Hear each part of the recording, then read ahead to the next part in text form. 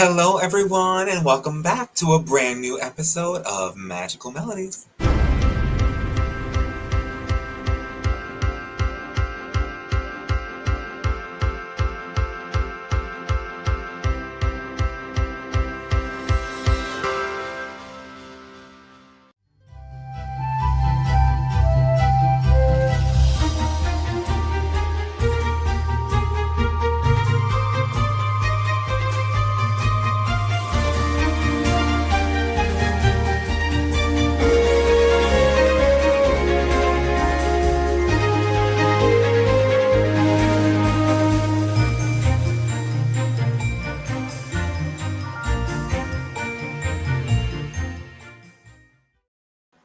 Hello, everyone, and welcome back to Magical Melodies. As you can see, there's only me today.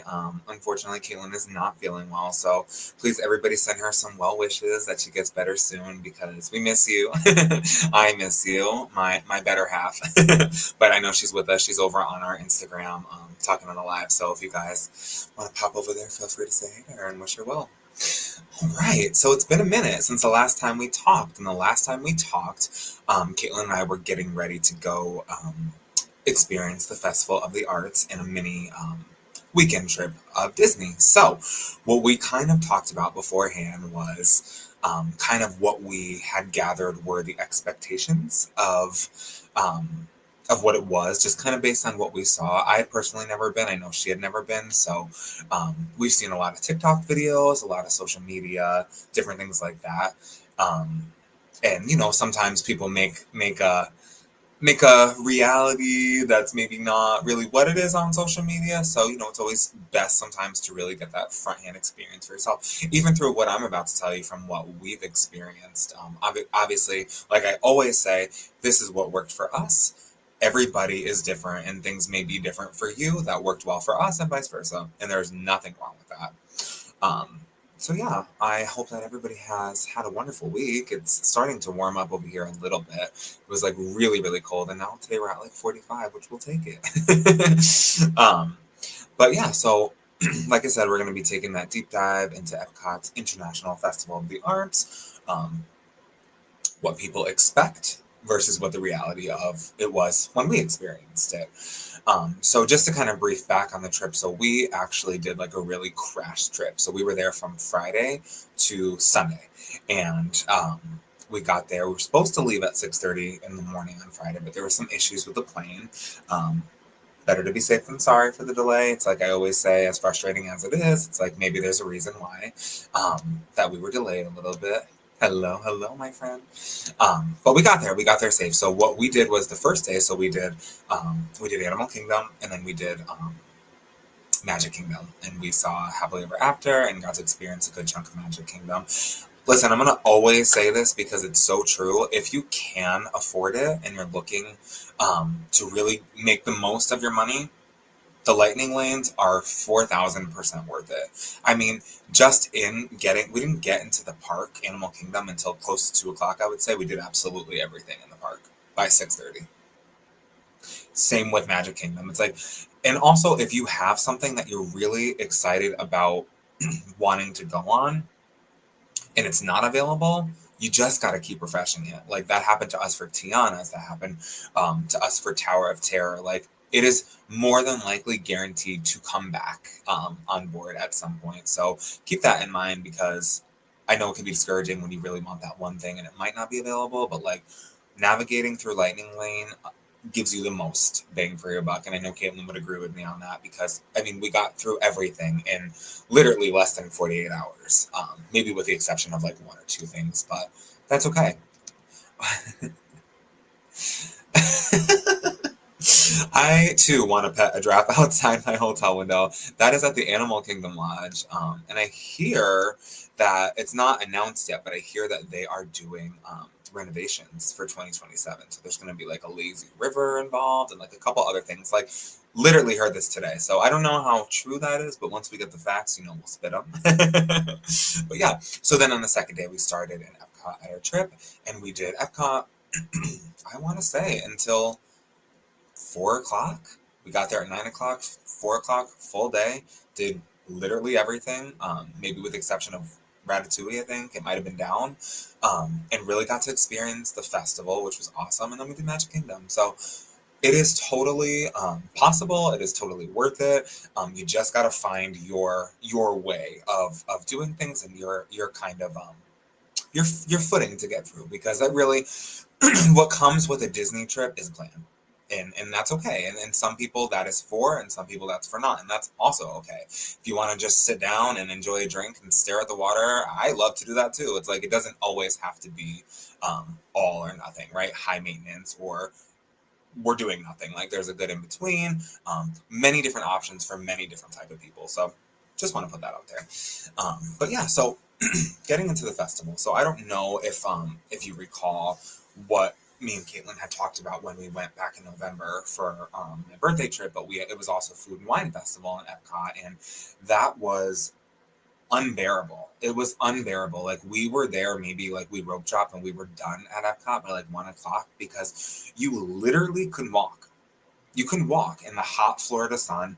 You're not getting to see anything. You're not getting to enjoy anything. Like, because you can't, there's lines for everything. There's this, there's that, and the next, right? It was just not enjoyable. Like, we didn't even get to go past, I want to say, Mexico or Germany, honestly, during that. So starting off with that, for the International Festival of the Arts, it was not the same. It was still decently packed, but it was so much more walkable. It was so much more breathable. It was presented an opportunity to really be able to take in the artwork and to see what was going on, because each thing that they have there, each festival, each event, whatever you will, is very unique and it's very different in itself. And sometimes when crowds are always to be expected, but sometimes when there's too much of a crowd, you can't really see all the things that they really do put into it, because they do put a lot of things. Like, they have all these hidden things that are part of the Disney magic. And it's like, for me, that's something that excites me. For somebody that has gone to Disney quite often, who's been lucky to go to Disney quite often, like, I always try to look for things that I'd never seen before, or just to keep it interesting in its own way. It's always interesting, no matter if I've seen it 45,000 times or not. But like, they as a company and as a place, to keep that magic alive, like, that's one of my favorite parts about Disney. So it was packed, but it wasn't to where you couldn't even walk around. Like, there were so many things that you could enjoy. They had a lot of interactive photo ops, which was really neat. We did some of those, like with Figment, or like in front of the ball with Tinkerbell, or Encanto characters, or all that kind of stuff. So it was really cool to see that side of things, because it really did feel like you were obviously at Epcot, but it felt like you were um, in like an art festival, and it really, to me, enhanced the magic of it. Like, the chalk paintings and all that stuff were so cool. People were doing the paint by numbers. They had all the art stands with the artists signing, and Paige O'Hara, who voices Belle, she's been in and out. I know Jodie Benson has been in and out, who voices Ariel. There's really cool things, and it's like, to me, it's like, if I didn't know that they did that, like those kind of actors and voice actors and stuff like that, like, I wouldn't know. Like, if they weren't there, it's like, it brings awareness to the fact that like she's painting herself as Belle. Like, it's so I don't know, it was so interesting to me. And like, the Broadway festival series, where they do the concerts and whatnot, like, that to me is also so much fun to see. And like, that, again, that's all something to do that is completely free to do. So, you got to find those outlets, because they have stuff like that for every kind of festival, just differently, obviously, to fit the theme. But it's so worth it to look into it and just kind of see what they have, because it really makes the experience what it is. Because that is what it is, right? It's like, the pieces of Epcot are always there, but these festivals and these magic enchanting things are what brings it to life. So I love that part, about Disney. The food and drinks, expectation versus reality. So I would say the expectation, obviously, from what people post online and what people talk about, are beautiful, artistic looking food, drinks that are worthy to be published everywhere, right? And I would say for the most part, that is exactly what was delivered. Obviously, we didn't get to try everything or every part of everything because there's just not enough time in the day. But the things that we did try were amazing. I know that Caitlin had the mozzarella that was in the painters thing, which was really cool. And she said that that was great. My sister and my cousin had that as well. Also, really loved it. There was some kind of drink that was in Japan, and it was literally like the taste of it was like a Jolly Rancher. It was like one of the best things ever. I have to get the name for you because I'm blanking right now. But it was literally so good. They had they had espresso martinis from Joffrey's in the coffee like booths that they have around there. They have a strawberry fields margarita, which was part of the Festival of the Arts. Like all different things that incorporate what what brings the festival to life. And the violet sake, yes, that's what it was, the violet sake. If you're in Japan, get it. I'm telling you, it is literally so amazing, and it will truly change your life. Yes. And you know what's funny though? They have a lot of vegan options and a lot of gluten-free options and a lot of organic options. They base their ride Living with the Land off of all that stuff because they're very big on that. And it's like, as somebody who does have dietary restrictions, they are so good at showing up and providing for that. I 10 out of 10 for that. Um we had the food, we had the drink part to it. What else did we have? There was, well, the spring rolls are in Magic Kingdom. I'm blinking a little bit because it's been a couple of weeks, and my brain has seen all the new things that are coming, and I'm like, wait, what puzzle piece is which? But I really regret not being able to try the Strawberry Fields margarita. Oh, the carne asada. Oh my gosh, the carne asada was where it's at. Like it had like these beautiful pieces of meat on them, and it was almost like a fried cheese that was with it too. It was literally so good. Um, yeah, not vegan, but but still very good, that one. But I really, like I said, when I went to whatchamacallit, when we went to the Food and Wine Festival, one of the things that we did try were vegan Impossible tenders, and let me tell you something, those were amazing. Those were amazing. To this day, one of my favorite things that I've eaten in Disney World. They were so good. Um, we didn't get to see a lot of the performance and entertainment side just because it runs on different times. And when you're trying to do, multiple parks and different things, it's like some things work and some things don't. Like a lot of the shows were usually later in the evening, and we had reservations for Hollywood Studios at 10, but that's okay. It's like you still get to see what is all around it. I really, really, really loved that they had so many interactive photo ops this year. It was really cool because there's literally something for everybody. Some kind of character, some kind of thing, you know what I mean? Some kind of scene. It was just really cool.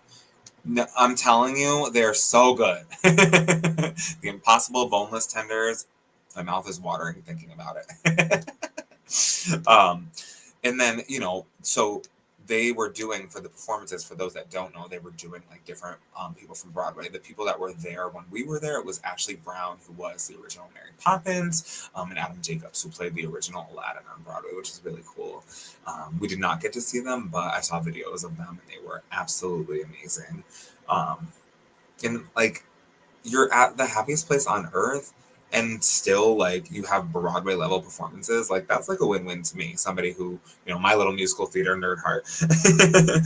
um so somebody had asked, were the interactive exhibits like chalk art and animation workshops, were they engaging enough? I would absolutely say that they were. There's literally something for somebody who's 2 or 200. It's like paint by number, like bringing your inner childhood back out, looking at all the beautiful chalk art and different things like that you're literally watching them on the side of wherever you are, doing it right in front of you. It absolutely amazes me. I am not I come in here food now. I'm hungry. Happy Sunday to you too, my love. I'm kind of hungry myself, as mouth watering over here. But no, yeah. So I would definitely say that the exhibits are more than engaging. engaging because there's so many different ones. And if something is not for you, I guarantee you walk 2 minutes down this way and you'll find something that really is for you, whether that be watching them draw or listening to the Encanto party or getting one of your favorite artists to sign your painting that you buy. Like, I think that's so cool that Paige O'Hara, like I said earlier, the voice of Belle, paints Belle and other princesses and signs them and like actually meets people. Like, that to me is so amazing, and just really speaks volume about maybe the kind of person that she is, right? I love always hearing about that kind of stuff. We were also asked about the crowds and the wait time, and it's like, expectation obviously is to get through as much as you can, and you know that there's going to be crowds. It's just whether there's going to be a lot or a little bit, right? And as mostly everybody knows, weekends are extremely busy in Disney World. It's just the way that it is. We pretty much lucked out, and if we didn't, this is me going back to that lightning lane, because there was like 1,000,000,001 cheerleaders there this weekend because it was the cheer competition, and if we didn't have the lightning lane for our situation, we wouldn't have gotten on more than maybe 3 rides apart. No joke, because that is how long the waits were. So yeah, it was very busy. We need to get in the kitchen. But no, it was very busy, and the lightning lanes are totally worth it. But again, it's like some parks were busier than others. Like I said, Epcot was not that bad, and maybe that's because we started there and maybe people were doing what we were doing, but just in the opposite, maybe going later. It's really always going to be a hit or miss kind of situation. But I have a couple more things to talk about, and we'll get right back to that. We're just going to take a quick commercial break. Don't go anywhere. Get a snack. Breakthroughs are about more than you might think. They're about discovering who you are, digging deep, reaching to the core of your soul. They're about healing yourself, understanding your beliefs, creating a ripple effect. And it's not just those initial moments that matter. It's about using them to bring more joy into our own lives and the lives of others. It's about having fun, letting loose, enjoying every moment life has to offer. It's about finding a safe space. It's about creating connection.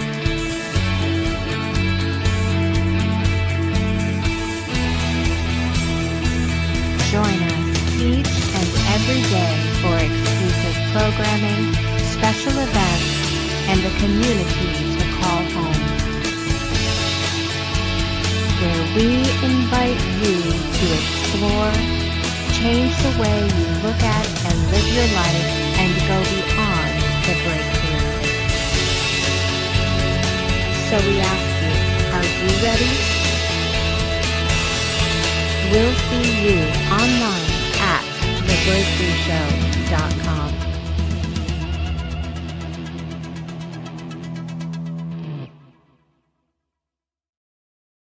Welcome back. Thanks for hanging out. So kind of going back to what we were talking about beforehand. So I ended just kind of talking about the rides and obviously hyping up Lightning Lane again because it is worth it for these kinds of events when you know there's something busier going on. Maybe think about it. If you can, you can. Like, we started in Animal Kingdom and it was $17 for the whole day. So if you start in a park, it doesn't matter. If you're park hopping, you could use it for the park hop. You just gotta refresh and book what's available. 9 times out of 10, somebody is gonna cancel some reservation. You just gotta get on it. That's how we got Tower of Terror. That's how we got Tiana. I was so proud, personally, so proud of myself for getting Tiana because there was not a Tiana reservation in sight, and I was like, no, I'm doing this. Like, my heart needs it. And I was like a man. And you know what? Boom, there she was. And I was like, I didn't even say anything to my family. And like, I was just like going. And I was like, all right, I don't know if this is real or legit or not. And then I was like, okay. And then I booked and I saw it and I was like, okay, I booked Tiana because I was afraid that like I did something wrong or like if you're not on it quickly, like snag. It's like the Hunger Games for Disney World. But we did it. I also wanted to mention some things about like the merch and like, you know, a little bit of the art vendors. We'll start with the art vendors since I kind of touched on that. They have them all over the place. And let me tell you something. I will say that walking around and seeing these beautiful paintings hanging up of like all your favorite Disney characters of the Disney parks. Like the effort and the work and the talent that those artists put into it are truly like beyond my comparison. Like I am talented in a different way. Like I have a singing voice, like I'm an actor, but like I don't have a lick of talent in me as far as painting and drawing and doing things like that. And like I really have a special admiration for those that are, because it's so interesting to me. It's like just how music for me is my form of art. Like that's theirs, and like you can see it, and it's like, just like you may be able to hear it with me and my music or other artists or whatever. It's like you can see their story in their paintings and whatnot. And to me, I love that. It really reminds me of Mary Poppins. So it's all different. So it's all different per day and per park, but typically Animal Kingdom is going to be your cheapest one because it closes way earlier than the rest of them, and there's no other there's no like firework or anything like that show there because of the animals. So you're looking at them typically closing between 6 and 7 o'clock a night. So they're usually between $17 and $19. If you started in Magic Kingdom, you'd be paying like $27. So that's why it's like different things like that are things to think about. Same with Epcot. It's like 20, it was like 22 to start out at Epcot.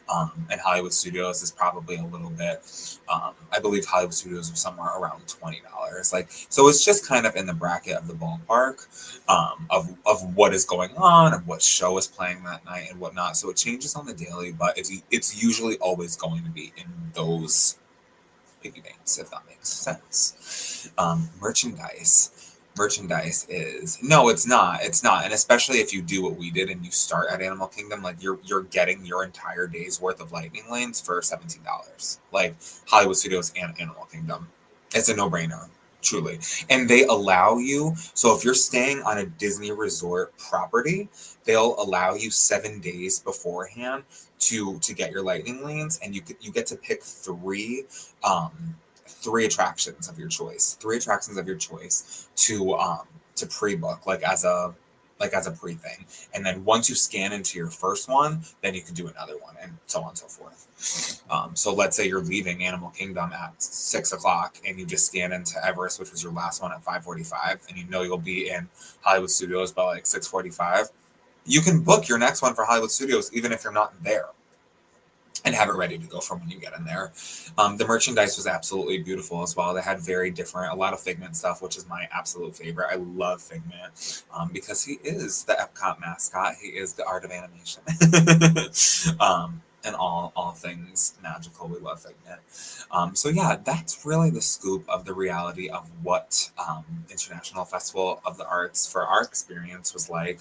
I really enjoyed it. I would definitely recommend it.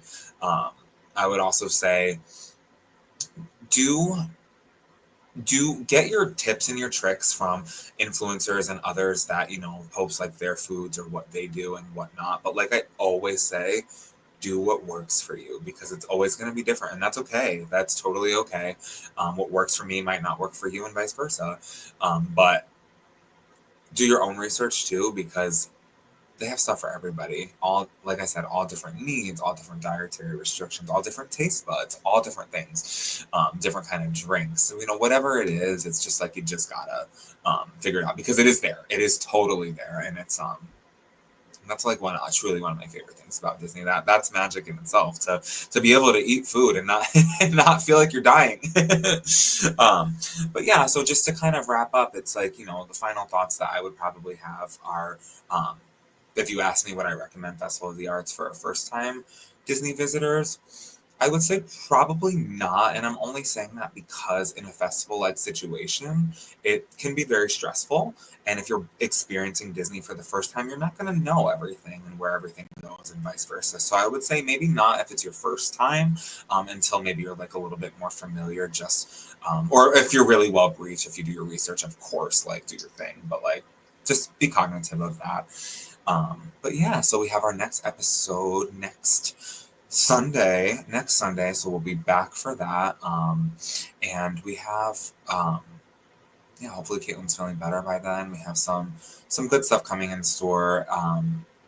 we love this outlet so much, and we love everybody that supports us every single time that we get on here and let us live our crazy, beautiful Disney adult fantasy dream. And yeah, I'm always so happy to be here, and thank you all who have been chatting with me and are chatting with me over on Instagram.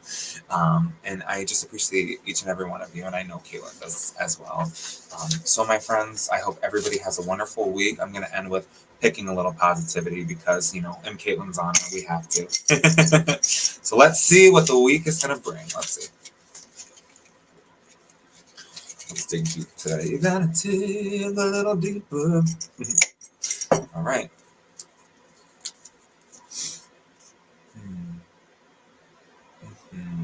Remember, you're the one who can fill the world with sunshine. And who said that, you ask? Our dearest friend, Snow White. Love you more, my friend. As always, I will leave you all with my Mr. Roger moments. Are we ready? I don't know. Are you guys ready? May all your days be filled with pixie dust and your dreams be as magical as that Disney fairy tale. Until next time, my friends, keep that magic alive, stay positive, and we love you so much. Thank you.